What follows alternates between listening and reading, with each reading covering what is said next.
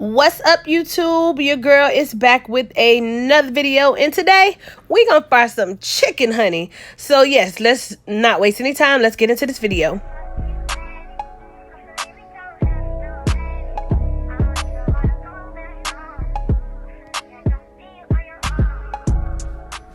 So today I'm using chicken drumsticks. Now, whenever you fry chicken, you can use whatever chicken you want. You can use thighs, you can use drums, you can use wings. Whichever is your preference will work. It's your chicken. You're going to fry how you want to. So what you want to do is clean your chicken, and then you want to go in with a paper towel and you want to pat the chicken dry. Now, we don't want any extra water floating around in our bowl while we're seasoning it, because we want all that seasoning to stick to our chicken. So you take a paper towel and you're going to roll the chicken around and try to get as much of that water out of the chicken as possible, like so. So you're going to keep flipping, keep dabbing. So once you have all the water removed from the bowl, you are going to add buttermilk. You guys know I don't measure anything. So once you have your buttermilk, it's time to season. So I started with garlic powder, and then I went ahead and added onion powder,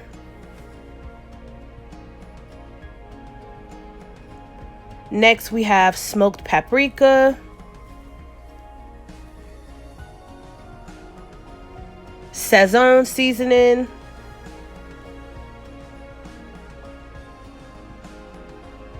I also went ahead and added 1 packet of chicken bouillon seasoning,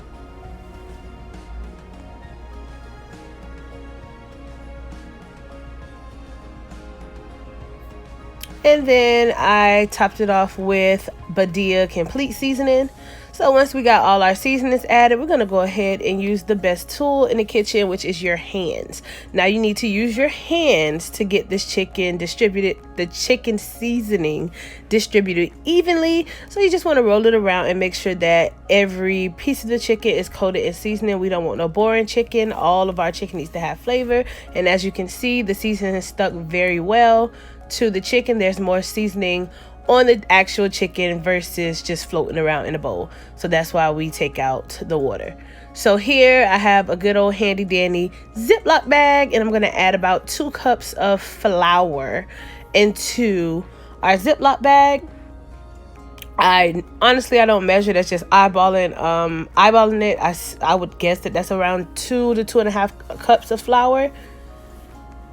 So this next step is very important. You're going to need to season your flour. So yes, you have seasoned your meat, but the flour is the crunchy stuff of the chicken. So you have to make sure that that is just as flavorful as the actual chicken. So it is very important that you season your flour. And then I have a surprise for you guys later on in this video, and I will show you again why it's important to season your flour. So I've seasoned the flour with garlic powder, complete seasoning, and then you'll see me go back in and add a little bit of smoked paprika, and that's it. It doesn't have to be all of the seasoning that you use for the actual chicken, but we have to give our flour just as much flavor as we did the chicken.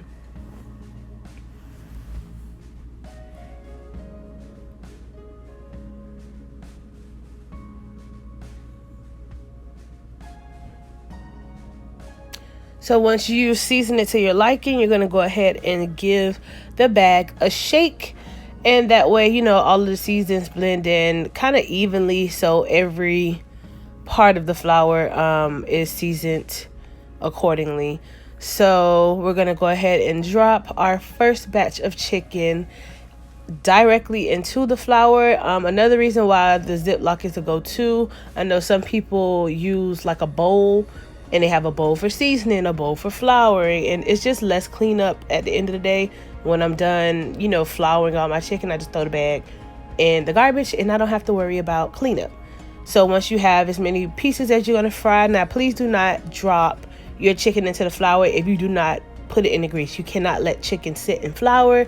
That's food safety, and you don't want the chicken out of temp. So go ahead and shake it, shake it, shake it, shake it, shake it, shake it. And make sure that every piece of your chicken is coated with flour, because you don't want half breaded chicken. That's not cute. So you keep shaking and make sure that all of our chicken is coated with our flour.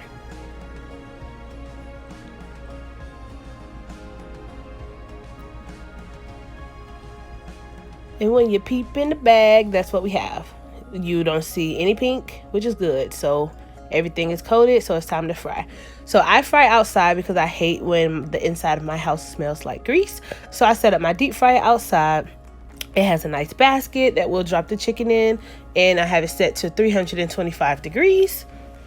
And once the light turns red, you know that the grease is nice and ready. So once that light goes off, I prop up the basket and I place my chicken in the fryer just like so.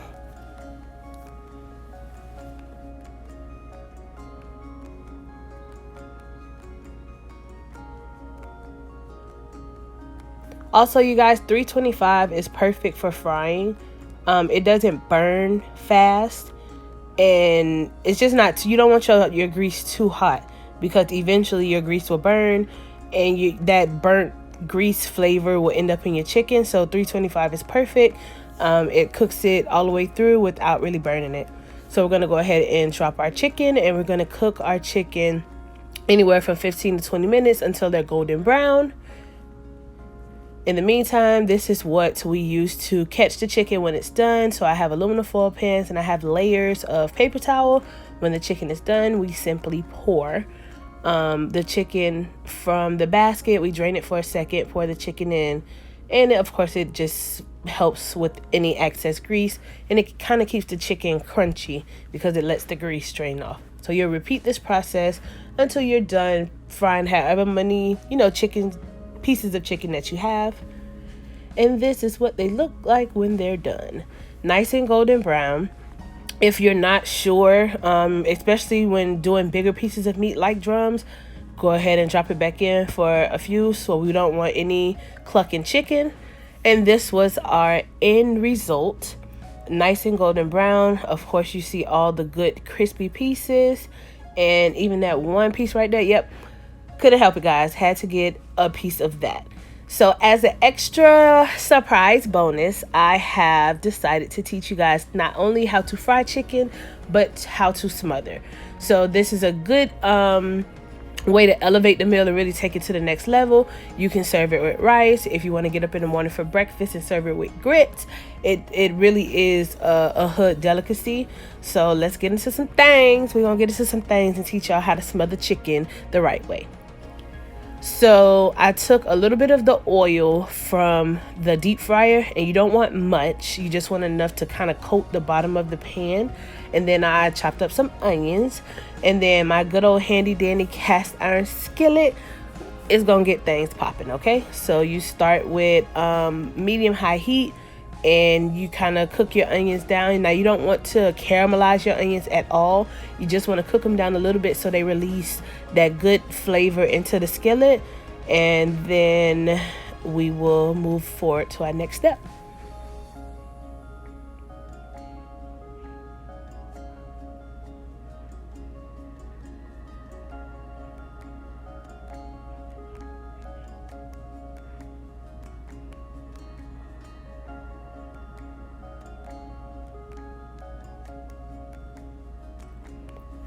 So the same flour that I told you why it was important to season, it comes in handy with your gravy and is a key part of your gravy. So the onion should look like this, and then you're going to take 2 to 3 tablespoons of flour, and you're going to add it to the pot just as is. Now, I personally like my gravy on the thicker side. If you like watery gravy, that's fine. This your gravy, this your chicken. You do how you want to do. I like mine pretty thick, so I'm going to add 3 tablespoons of the flour directly to the pan.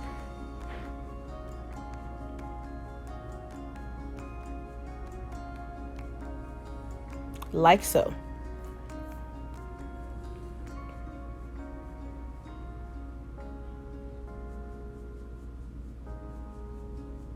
So after you added your flour, you're going to go ahead and saute that around with the onion, and you want this to brown, but you don't want it to burn. So that's key when making, you know, gravy from scratch, that you want the flour and the onion to get like a nice brown, because that's what's going to color your gravy, but you don't want to burn this. So if it's starting to, you know, burn, it's time to move to the next step, but it does take a while for it to get there. So I let this simmer maybe about 3 to 4 minutes before I moved on to my next step. So you see the nice golden brown pieces, so that is an indicator that it is time to add our chicken pieces to our cast iron skillet.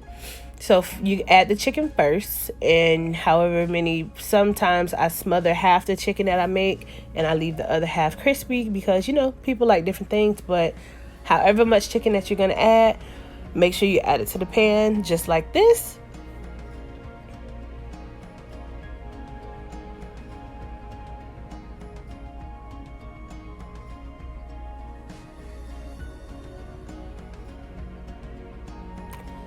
So I have a cast iron skillet full of chicken. So we've all those little crumbs, please throw those in the pot too, okay? So the next step is to add a liquid to our pan. You can use chicken broth. I didn't have chicken broth this day, so I used water. So the problem with water, if you're going to use water in this recipe, you need to season your water. Unless you just want to serve, you know, hot, it's not good. Don't, please season your gravy. So all I seasoned with was garlic powder and all-purpose seasoning by Badia. But you want your gravy to be flavorful. Gravy is supposed to elevate your dish. So yeah, if you use chicken broth, you don't have to season as much. I would start very light with like garlic powder and maybe some pepper, and I would taste it and then, you know, determine how much seasoning to add from there. But if you're using water, you need to season.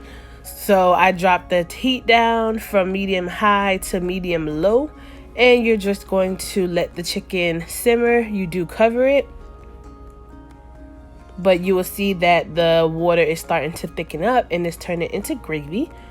So let this simmer for about 10 to 15 minutes before you revisit it. And again, you do cover the pan.